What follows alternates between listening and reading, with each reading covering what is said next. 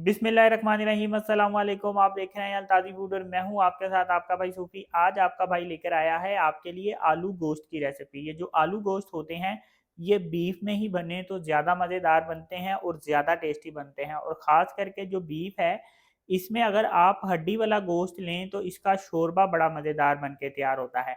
बड़े सिंपल अंदाज से मैं बनाने वाला हूँ लेकिन बनेंगे बड़े मज़ेदार। बनाना इंतहाई आसान है, एक एक स्टेप बताऊंगा, डिटेल में बताऊंगा, तफसील से समझाऊंगा कि मज़ेदार आलू गोश्त किस तरीके से बनेंगे। लेकिन वीडियो शुरू करने से पहले आपसे रिक्वेस्ट है कि अगर आप मेरे चैनल पर नए हैं तो मेरे चैनल को सब्सक्राइब कर लें, क्योंकि आपका भाई लाता है आपके लिए रोज़ाना बड़ी ही मज़ेदार किस्म की रेसिपी। तो चलें फिर शुरू करते हैं।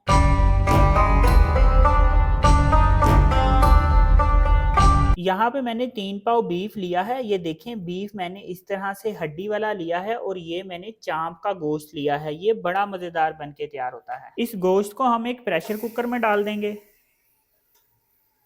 यहाँ पे मैंने 4 प्याज लिए हैं और इनको रफली रफली काट लिया है। ये चारों प्याज इसमें शामिल कर देंगे। अब यहाँ पे मेरे पास 1 टेबलस्पून नमक है, 1 टीस्पून सालन मसाला है, 1 टेबलस्पून धनिया पाउडर है, 1.5 टेबलस्पून लाल मिर्च है और हाफ टी स्पून हल्दी है। ये सारे मसाले इसमें डाल देंगे।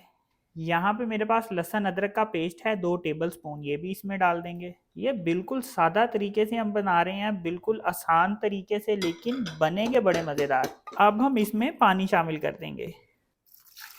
1 गिलास, 2 गिलास और ये 3 गिलास। मैंने इसमें टोटल 4 गिलास पानी शामिल किया है।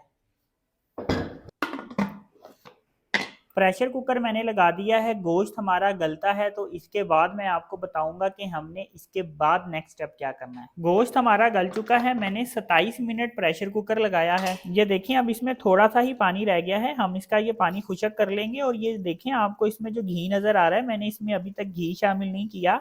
ये जो गोश्त में चर्बी लगी हुई थी ये उसका घी है। तो इसका जो टेस्ट है ये आलू गोश्त में, शोरबे में बड़ा मज़ेदार लगेगा। अब यहाँ पे मेरे पास 2 टमाटर हैं और टमाटरों को मैंने ग्राइंड करके रखा है, ये इसमें डाल देंगे। अब टमाटरों के पेस्ट में भी पानी होता है तो टमाटरों के पेस्ट का हम पानी खुशक कर लेंगे। इसके बाद मैं आपको बताऊंगा कि नेक्स्ट प्रोसेस हमने क्या करना है। ये देखें, मैंने जो टमाटरों का पेस्ट डाला था, टमाटरों के पेस्ट का जो पानी है वो खुशक हो चुका है। अब इसमें हम 1 चम्मच घी शामिल कर देंगे। घी शामिल करने के बाद अब हमने गोश्त की अच्छे तरीके से भुनाई कर लेनी है।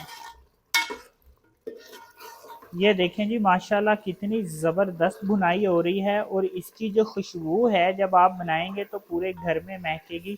इतनी ज़बरदस्त इसकी खुशबू आती है। गोश्त की मैंने अच्छे तरीके से 5 मिनट भुनाई की है। इसकी अच्छे तरीके से भुनाई करना बहुत ज़रूरी है, क्योंकि भुनाई के टाइम पे ही गोश्त की जो एक शान होती है, स्मेल सी होती है, वो हम ख़त्म करते हैं। अब यहाँ पे मैंने 3 पाव आलू लिए हैं और आलू को देखें मैंने इस तरह से बड़े बड़े साइज में काटा है, यानी एक आलू को हमने दरमियान में से कट करके 2 कर लिए हैं। अब ये जो 3 पाव आलू मैंने काट के रखे हैं ये इसमें शामिल कर देंगे। 1 टीस्पून पिसा हुआ इसमें गरम मसाला शामिल करेंगे। आलू डालने के बाद अब हमने इसकी फिर अच्छे तरीके से भुनाई कर लेनी है।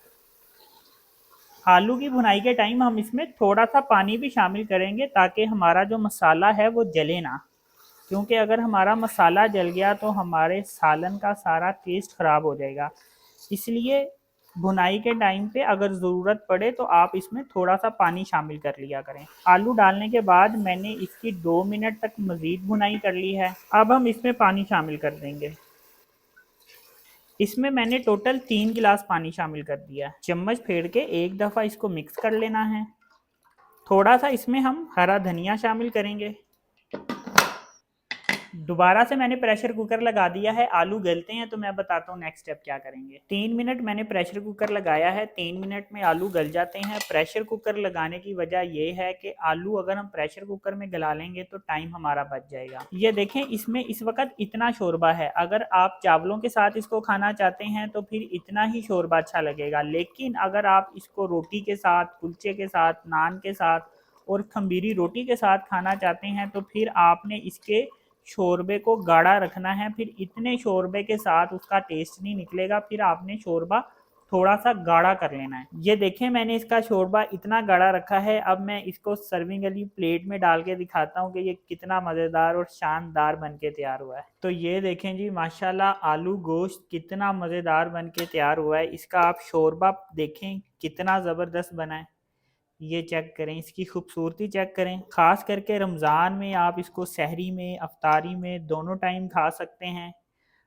इसलिए मैंने आसान तरीके से ये रेसिपी बनाई है, क्योंकि रमज़ान में ज़्यादा मेहनत करने की इंसान का दिल नहीं करता, तो आप कम मेहनत में लेकिन बहुत मज़ेदार ये रेसिपी बना के खा सकते हैं। ये चेक करें माशाल्लाह, ये इसका शोरबा देखें।